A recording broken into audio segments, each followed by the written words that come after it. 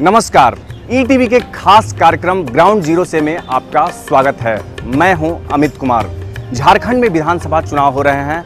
पहले चरण में जिन 13 विधानसभा क्षेत्रों में चुनाव हो रहे हैं उसमें गुमला का भी 2 विधानसभा क्षेत्र है। गुमला और बिशुनपुर में 25 नवंबर को मतदान होंगे, लिहाजा हमारी टीम यहां पहुंची है। हम जानने की कोशिश करेंगे गुमला के लोगों से कि आखिर यहां पर कौन कौन सी समस्याएं हैं और पिछले 67 सालों में इस इलाके का विकास क्यों नहीं हुआ। लेकिन इससे पहले हम आपको दिखाएंगे क्या है गुमला की जमीनी हकीकत। गुमला जिले में 3 विधानसभा सीटें हैं। पहले चरण में गुमला और बिशुनपुर सीट के लिए 25 नवंबर को वोट डाले जाने हैं, जबकि सिसई में 2 दिसंबर को वोटिंग होगी।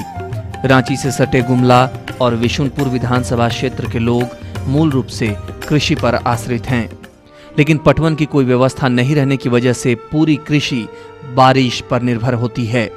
बारिश अच्छी नहीं होने पर गांव के गांव खाली हो जाते हैं। लोग 2 वक्त की रोटी के लिए पलायन करने को विवश होते हैं। दूसरे राज्यों के ईंट भट्ठों में मजदूरी यहां के लोगों की नियति बन गई है। गाहे बगाहे लोग अपने बच्चों को भी मजदूरी की आग में झोंक देते हैं। गुमला और बिशुनपुर में नक्सलवाद भी हावी है। शिक्षा के नाम पर गुमला में सिर्फ 1 डिग्री कॉलेज है, जिसकी वजह से दूर दराज के छात्र बीच में ही पढ़ाई छोड़ने को मजबूर होते हैं। आइए अब आपको ग्राफिक्स के जरिए दिखाते हैं गुमला और बिशुनपुर की राजनीतिक तस्वीर। अनुसूचित जनजाति के लिए रिजर्व है यह सीट। कुल प्रत्याशी हैं 14। भाजपा से शिवशंकर उरांव, कांग्रेस से विनोद किस्पोट्टा, झामुमो से भूषण तिर्की। कुल मतदान केंद्र 233। शहरी इलाकों के लिए 15 मतदान केंद्र, ग्रामीण इलाकों के लिए 218 मतदान केंद्र। कुल वोटर हैं 2,13,107। इनमें पुरुष वोटरों की संख्या है 1,08,543, जबकि महिला वोटरों की संख्या है 1,04,564। साल 2005 के चुनाव में झामुमो के भूषण तिर्की ने भाजपा के सुदर्शन भगत को महज 869 मतों से मात दी थी। 2009 के चुनाव में भाजपा के कमलेश उरांव ने झामुमो के भूषण तिर्की को 12,087 मतों से शिकस्त दी थी। इस चुनाव में मतदान का प्रतिशत था 58.27। इस बार भाजपा ने सिटिंग विधायक कमलेश उरांव की जगह शिवशंकर उरांव को प्रत्याशी बनाया है। अब बात करते हैं बिशुनपुर विधानसभा सीट की। बिशुनपुर सीट अनुसूचित जनजाति के लिए रिजर्व है। यहां कुल 14 प्रत्याशी हैं। भाजपा ने समीर उरांव को तो कांग्रेस ने बॉबी भगत और झामुमो ने चमरा लिंडा को प्रत्याशी बनाया है। जेवीएम के प्रत्याशी हैं विमल चंद्र असुर। इसके अलावा यहां कुल 6 निर्दलीय प्रत्याशी हैं। मतदान केंद्रों की संख्या है 276। सभी मतदान केंद्र ग्रामीण क्षेत्रों में हैं। कुल वोटरों की संख्या है 2,19,309। पुरुष वोटरों की संख्या है 1,13,664, जबकि महिला वोटरों की संख्या है 1,05,645। बिशुनपुर में 2005 में हुए चुनाव में भाजपा के चंद्रेश उरांव ने निर्दलीय प्रत्याशी चमरा लिंडा को मात्र 569 मतों से हराया था। 2009 के विधानसभा चुनाव में निर्दलीय चमरा लिंडा ने कांग्रेस के शिवकुमार भगत को 16,710 मतों के अंतर से हराया था। इस चुनाव में वोटिंग का प्रतिशत था 64.53। इस बार भाजपा ने 2009 के चुनाव में सिसई सीट से लड़े समीर उरांव को बिशुनपुर से प्रत्याशी बनाया है। वहीं झामुमो ने सिटिंग विधायक चमरा लिंडा को टिकट दिया है, लेकिन इस बार कांग्रेस ने प्रत्याशी देकर चुनाव को दिलचस्प बना दिया है। आपने देखा कि तमाम संभावनाओं के बाद भी गुमला और बिशुनपुर का उतना विकास नहीं हुआ जितना होना चाहिए था। आज़ादी के 67 साल बाद जो लोगों को मिलना चाहिए था, यहाँ के लोगों का अधिकार जो मिलना चाहिए था वो नहीं मिला, और इसके लिए कहीं ना कहीं राजनीतिक दल के नेता ही जिम्मेदार हैं। हम जनप्रतिनिधियों से भी बात करेंगे, लेकिन उससे पहले गुमला और बिशुनपुर के गाँवों में जाएंगे और वहाँ के लोगों से जानने की कोशिश करेंगे कि मूलभूत जो समस्याएं हैं, दैनिक जीवन में जो समस्याएं उनके सामने हैं वो क्या हैं। लेकिन इससे पहले वक्त है एक छोटे से ब्रेक का, और ब्रेक के बाद जब हम मिलेंगे तो आपसे सीधे गुमला के किसी गांव में मिलेंगे। हम चलते हैं गुमला के किसी गांव में।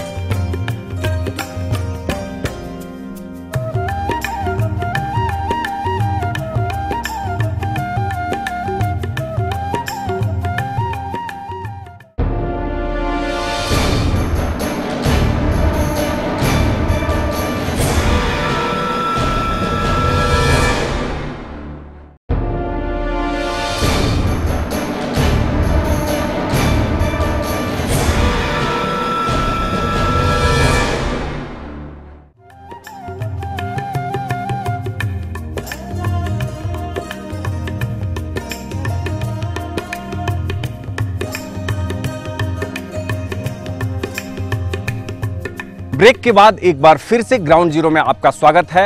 अब हम गुमला के तेलगांव पहुंचे हैं, जहां पर हम यहां के ग्रामीणों से बात करेंगे। लेकिन इससे पहले बताने की कोशिश करेंगे कि गुमला विधानसभा क्षेत्र या फिर विशुनपुर विधानसभा क्षेत्र की बात करें तो रोजगार की संभावनाएं हैं। यहां पर बॉक्साइट और निकलता है। इसके साथ साथ कई ऐसी संभावनाएं हैं जहां पर सरकार काम कर सकती थी, लेकिन अब तक नहीं हुआ। लिहाजा स्थिति ये है कि पूरा इलाका कहीं ना कहीं नक्सलवाद के प्रभाव में है और यहाँ के जो युवा हैं कहीं ना कहीं भटक रहे हैं। इसके लिए वे सरकार और जनप्रतिनिधि दोषी हैं। साथ साथ अगर शिक्षा की बात करें तो इस पूरे जिले में, अगर गुमला जिला की बात करते हैं तो 3 विधानसभा क्षेत्र हैं और यहाँ पर मात्र 1 डिग्री कॉलेज है। आप समझ सकते हैं कि सरकार यहाँ की समस्याओं को लेकर कितनी गंभीर है।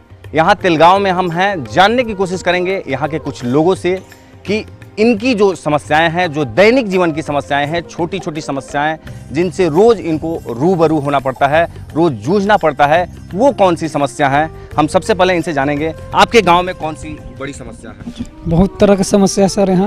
यहाँ बिजली भी नहीं है, पानी का बहुत दिक्कत होता है, रोड भी खराब है, आने जाने में बहुत दिक्कत होती है। किसी की तबीयत खराब होता है, हम लोग को ढो के ले जाते हैं गुमला। आपकी नज़र में कौन सी समस्या है? सर, हमारे नज़र में सबसे बड़ी समस्या हमारे ज़िले में शिक्षा की है। शिक्षा एक ऐसा समस्या है जो हम लोगों को नहीं मिलती है। यहाँ हम लोग अगर हाई स्कूल पढ़ना चाहते हैं तो हाई स्कूल हमारे गांव में नहीं है। हम हाई स्कूल के लिए भी गुमला जाते हैं और हाई स्कूल पास करने के बाद, मैट्रिक पास करने के बाद कॉलेज के लिए भी हमको गुमला जाना पड़ता है। और यहाँ एक ही कॉलेज होने के कारण हमें यहाँ हर स्टूडेंट को एक ही कॉलेज में एडमिशन नहीं मिल पाती है और इसकी वजह से हमको रांची जाना पड़ता है। यहाँ शिक्षा के अलावा, स्वास्थ्य के अलावा भी कई समस्याएं हैं। इस गांव के अलावा अगर आसपास के गांवों की बात करें उसके बारे में भी बात करेंगे और हमको लगता है कि कुछ ऐसे लोग भी इसमें हैं जो दूसरे गांवों से भी आए हैं। हम आपसे जानने की कोशिश करेंगे क्या समस्या है जिस समस्या को देखते हुए आप मतदान कीजिएगा इस बार। देखिए, सरकार जो भी काम मतलब जनता तक पहुंचाती है वो नहीं पहुंच पाती है। इसके लिए हमारे जो भी विधायक प्रतिनिधि होते हैं या विधायक होते हैं वो लोग सही तरीके से काम नहीं करते हैं। तो इस चीज़ को हम लोग जान करके ही अब इन साल वोटिंग करेंगे। जो सही नेता हो उनको ही हम लोग वोट करेंगे। बात अगर गुमला विधानसभा क्षेत्र की करें तो कांग्रेस, जेएमएम और भारतीय जनता पार्टी जैसे दलों का यहाँ पर प्रतिष्ठा दांव पर है और लगभग अगर बात करें तो कभी न कभी इन तीनों दलों को जरूर सत्ता में रहने का मौका भी मिला है। पिछली ही सरकार में अगर बात करें तो जेएमएम को भी मौका मिला और भाजपा को भी मौका मिला, लेकिन स्थितियां नहीं बदली। कुछ महिलाएं हैं, इनसे भी हम जानने की कोशिश करेंगे कि इनके सामने अगर दैनिक जीवन की बात करें, सुबह शाम की बात करें तो कौन सी समस्या सबसे पहले होती है। क्या यहाँ की समस्या है? यहाँ की सबसे बड़ी समस्या है शौचालय का। हमें जितना भी यहाँ औरतें लोग हैं चाहे बच्चा लोग भी हैं, सबको शौचालय का बहुत दिक्कत होता है। हम लोग सुबह से शाम होने का इंतज़ार करते हैं, शाम के बाद फिर ऐसे जगह बरसात में बहुत ज़्यादा हम लोग को दिक्कत होता है, जिससे हम लोग सुबह शाम से फिर सुबह का इंतज़ार करते हैं। और भी कुछ महिला हैं, हम जानने की कोशिश करेंगे। आप हमेशा समाचारों में सुनती होंगी, देखती होंगी कि कई बच्चियां जाती हैं दिल्ली, मुंबई काम करने के लिए। गुमला, लोहरदगा इलाके की बच्चियां उसमें ज़्यादा होती हैं। क्या वजह होता है कि छोटे छोटे बच्चों को लोग भेज देते हैं? क्यों भेजते हैं? अगर गांव में सबको रोजगार मिलेगा तो बाहर अपने बच्चों को कभी नहीं भेजेंगे और बच्चे लोग भी नहीं भटकेंगे, इसलिए बाहर नहीं जा पाएंगे। गांव में अगर किसी तरह का रोजगार निकल गया तो गांव में ही काम करेंगे। गांव में रोजगार की अगर बात करें तो क्या कुछ व्यवस्था यहाँ पे मिलता है? जी, यहाँ नहीं मिलता है। आप देख सकते हैं सरकार की जो भी योजनाएं हैं उसका ये हाल है कि जिला मुख्यालयों से 5-10 किलोमीटर की दूरी पर अगर चले जाएं आप गाँव में तो वो व्यवस्था नहीं मिलती है। साथ साथ हम दिखाने की कोशिश करेंगे, यहाँ स्कूली बच्चे भी हैं और इनके स्टैंडर्ड को, इनके स्तर को देखकर आप ये समझ सकते हैं कि स्कूलों का क्या हाल होगा, ये भी आप समझ सकते हैं। और साथ साथ अगर गुमला की बात करें, आए दिन समस्याएं यहाँ होती हैं कि यहाँ से बच्चियाँ काम करने के लिए जाती हैं, वो मजबूरी में जाती हैं, उनके अभिभावक भेजते हैं, चूँकि उनकी आर्थिक स्थिति उतना मजबूत नहीं है कि वो अपने घर में रख सकें, वो भेजते हैं। और जब वो लौटते हैं, वो बच्चियाँ लौटती हैं, तो कहीं ना कहीं उनके साथ उत्पीड़न का मामला आता है। कुल मिलाकर अगर कहें तो इसके लिए सरकार, जनप्रतिनिधि जिम्मेदार हैं। और अब हम जनप्रतिनिधियों के जो समर्थक हैं उनके पास भी जाएंगे और ये जानने की कोशिश करेंगे कि आखिर देश की आज़ादी के 67 साल बाद और झारखंड गठन के 14 साल बाद इस इलाके की स्थिति क्यों नहीं सुधरी। लेकिन इससे पहले वक्त है एक छोटे से ब्रेक का, और ब्रेक के बाद जब हम मिलेंगे तो कुछ और लोगों के साथ मिलेंगे, जनप्रतिनिधियों के साथ मिलेंगे, वहाँ के ग्रामीणों के साथ मिलेंगे बिशुनपुर विधानसभा क्षेत्र के, और जानेंगे कि क्या कुछ वहाँ की समस्याएं हैं।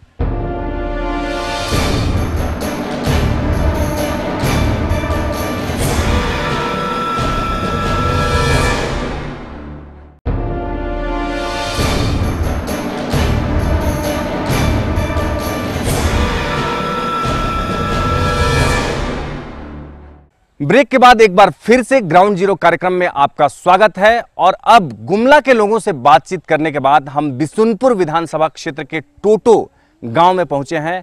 टोटो गांव एक ऐसा गांव है जहां पर बाजार लगता है, और यहां पर ये कस्बा है, यहां पर लोग आते हैं दूर दूर से, कई गांव के लोग आते हैं अपनी खरीदारी के लिए और अपनी समस्याओं के समाधान के लिए। चूँकि यहाँ पर एक छोटा सा अस्पताल भी है, यहाँ पर और भी जो बाज़ार लगता है उसकी खरीदारी के लिए लोग आते हैं।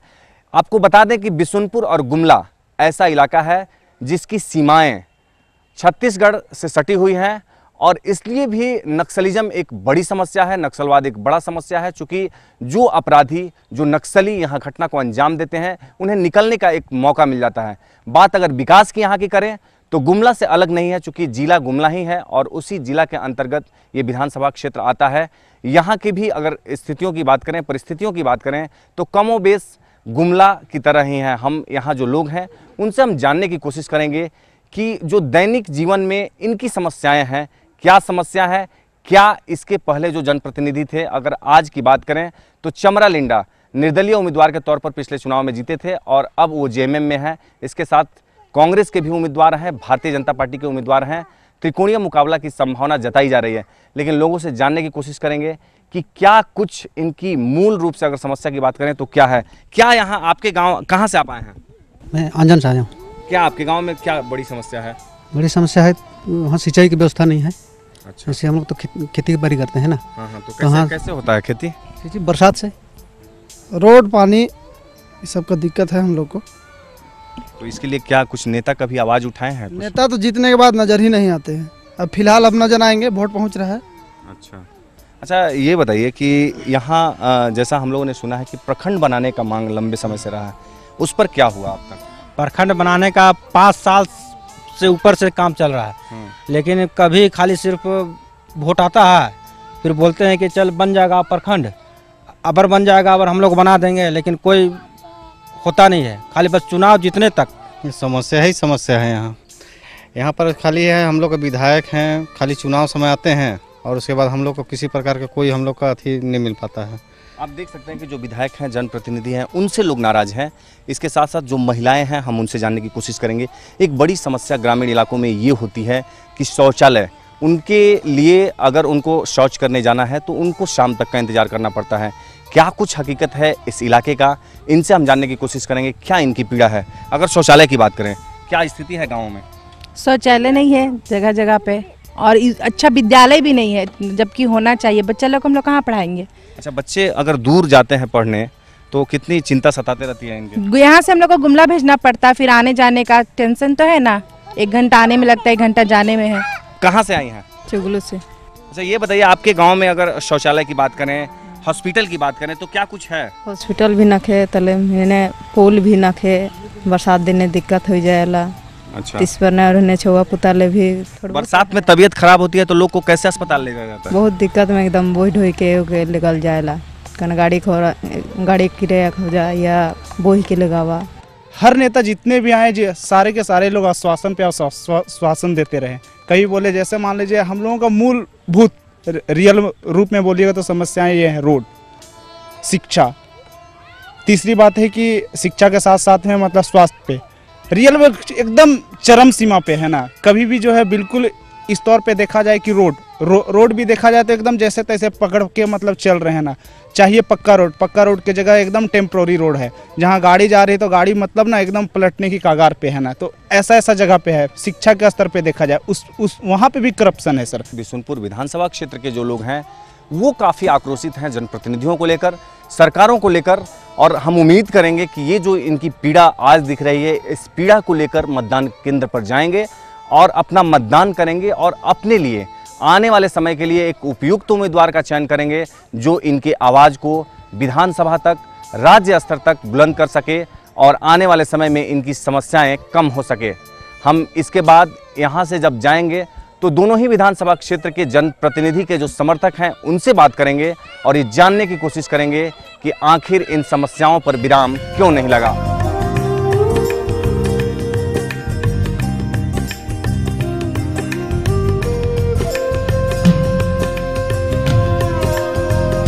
अब हम गुमला जिला मुख्यालय में पहुंचे हैं और यहां पर कई राजनीतिक दलों के प्रतिनिधियों के समर्थक हैं, राजनीतिक दलों के समर्थक हैं जो बिशुनपुर और गुमला की जनता ने समस्याएं गिनाए और लोगों ने जो जनप्रतिनिधि हैं उनको कटघरे में खड़ा किया, उस पर हम जानने की कोशिश करेंगे जो जनप्रतिनिधि के समर्थक हैं उनसे कि आखिर क्या स्थिति थी, क्या मजबूरी थी कि आज़ादी के 67 साल बाद बार बार हम आज़ादी का जिक्र इसलिए कर रहे हैं कि भारत के स्वतंत्रता संग्राम में भी कई ऐसे स्वतंत्रता सेनानी हुए जो कि गुमला से हुए और इसलिए इस इलाके का काफ़ी महत्वपूर्ण योगदान रहा है स्वतंत्रता संग्राम में। हम जानने की कोशिश करेंगे कि क्यों इतने वर्षों के बाद भी गुमला और बिशुनपुर की स्थिति ये है कि लोग बुनियादी ज़रूरत की चीज़ों के लिए दर दर भटक रहे हैं। हमारे साथ अभी सबसे पहले हम जानने की कोशिश करेंगे जेएमएम के समर्थक हैं, इनसे हम जानने की कोशिश करेंगे कि आखिर मौका तो सबको मिला, स्थितियाँ क्यों नहीं बदली। झारखंड बना तो सही लेकिन इन 14 सालों में इसका सत्यानाश हो गया। उसकी वजह है इसके माइंस एंड मिनरल्स। जितने भी लुटेरे हैं कारपोरेट सेक्टर यहीं चले आए। आपने क्या किया? क्योंकि आपको भी कई बार मैं अपनी पीड़ा बयान कर रहा हूँ। राष्ट्रभक्ति के पर्दे में तमाम चोर उचक्के गुंडे शोहदे आ गए। हेमंत सोरेन चूँकि गुरुजी का पुत्र है तो उसके खून में थोड़ी सी तो क्रांति है, उस क्रांति की तरफ बढ़ रहा था, लेकिन उसको काम करने दें लोग तब। आपको क्या लग रहा है इस चुनाव में क्या? मेरा मानना यह है कि हैंग असेंबली बनेगी और खरीद फरोख्त का बाजार गर्म हो जाएगा। कुल मिलाकर अगर जेएमएम की बात करें तो इनका कहना है कि स्थायी सरकार नहीं बनना और आज तक खंडित जनादेश मिलना और साथ साथ जो पहले से सिस्टम एक चले आ रहा था वो भी एक बड़ा वजह है कि आज भी लोग उसी पुराने युग में जी रहे हैं, इसलिए यहाँ का विकास नहीं हुआ। ये पूरे झारखंड की बात कर रहे हैं। हम कांग्रेस के जो समर्थक हैं उनसे भी जानने की कोशिश करेंगे कि कांग्रेस केंद्र में लंबे समय तक रही, झारखंड भी उनका एक समय में गढ़ हुआ करता था, लेकिन झारखंड के इन इलाकों का विकास क्यों नहीं हुआ? इसका कारण ये रहा कि 14 साल जो है गैर कांग्रेसी सरकार यहाँ पे हुकूमत की, ठीक है। और अभी का वास्तविक स्थिति ये है कि गुमला में कांग्रेस का 1985 से एक भी विधायक या सांसद नहीं आया, विधायक नहीं आए हैं यहाँ पर, जिसके कारण सबसे बड़ा दुखदायी बात यह है, गुमला के लिए दुर्भाग्य की बात है कि यहाँ जितने भी जनप्रतिनिधि चुन के आए वास्तव में उनको काम करने का आइडिया नहीं है। हम गुमला और बिशुनपुर दोनों की बात कर रहे हैं और दोनों में कांग्रेस का भी एक जनाधार है। आपको भी जब राज्य सरकार में मौका मिला तो आपने क्या किया? जो मौका मिला वो हमारे लिए सफिशिएंट नहीं था। हमको एक जनादेश चाहिए। जब तक हम लोग बहुमत के साथ नहीं आएंगे हम लोग यहाँ पे क्या करेंगे? 9 साल लगभग आपकी सरकारें रही, क्यों नहीं हुआ इन इलाकों का विकास? भाजपा की ओर से हम जानना चाहेंगे। इस अति पिछड़े क्षेत्र के में विकास में सबसे बड़ी बाधक झारखंड में गठबंधन की सरकार है। किसी भी सरकार को स्पष्ट जनाधार नहीं मिला, जिसके कारण क्षेत्र के विकास में कहीं न कहीं बाधा आई। गुमला एक ऐसा जिला है झारखंड में जहां पर रेलवे का एक भी नेटवर्क अगर 1 किलोमीटर भी कहा जाए वो नहीं है। यहाँ के जनप्रतिनिधि इस बात को केंद्र सरकार तक पहुँचाए नहीं और आज जो है अंधेरे में गुमला है। हमारे अभी भाई ने बोले कि कोई भी रेलवे का मांग यहाँ पर नहीं किया। मैं कहना चाहूँगा कि पिछले विधानसभा में सोनिया मैडम आई थी सिसय और उन्होंने घोषणा की थी कि हमारे दल को आप जिताइए और हम यहाँ पर रेलवे का ये काम शुरू करने जा रहे हैं। मगर चुनाव गीता श्री उरांव जीती, मंत्री बनी, झारखंड के अभी मंत्री हैं फिर भी यहाँ रेलवे लाइन का कार्य काम चालू अभी तक नहीं हुआ। ऐसा खिचड़ी सरकार बनते गया कि ना गांव के विकास हुआ और ना विधानसभा के विकास हुआ। मेन चीज़ है जो प्लान है, जो कहते हैं ये प्लान सिर्फ गांव का दोषी आदमी है। कुल मिलाकर अगर भाजपा की बात करें, कांग्रेस की बात करें, झारखंड मुक्ति मोर्चा की बात करें, तो सबका यही कहना है कि स्थायी सरकारें नहीं बनी, खंडित जनादेश मिला। इसके लिए ये एक बड़ा वजह है जिसके कारण विकास नहीं हुआ झारखंड का और खासकर गुमला इलाके का। ये भी हम बताना चाहेंगे कि जो जनता ने समस्या उठाए हैं वो बड़ी समस्याएं हैं और उन समस्याओं पर अगर इन जनप्रतिनिधियों ने ध्यान नहीं दिया तो आने वाला जो समय होगा इनके लिए भी बहुत अच्छा नहीं होने वाला है। लेकिन हम उम्मीद करेंगे कि 25 नवंबर को होने वाले चुनाव में गुमला और बिशुनपुर विधानसभा की जनता बड़ी संख्या में घर से निकलकर अपने इस लोकतंत्र के महापर्व में अपनी भागीदारी निभाए और मतदान करे। इसके साथ साथ इन मुद्दों को सामने रखकर मतदान करे और एक सही, एक उपयुक्त वैसे व्यक्ति को चुने, अपने क्षेत्र के लिए विधायक चुने जो कि उनकी आवाज़ों को विधानसभा में राज्य स्तर पर बुलंद कर सके। और हम उम्मीद ये भी करेंगे कि आने वाले समय में शायद अगर ऐसा होता है तो इनकी समस्याएं ज़रूर कम होंगी। इसके साथ ही अब जो अगला एपिसोड होगा, जो अगला ग्राउंड जीरो से कार्यक्रम होगा, उसमें हम किसी दूसरे विधानसभा क्षेत्र में चलेंगे और वहाँ की हकीकत को जानेंगे और दिखाने की कोशिश करेंगे कि झारखंड के अन्य इलाकों की क्या स्थिति है। तब तक के लिए हमें इजाज़त दीजिए। नमस्कार।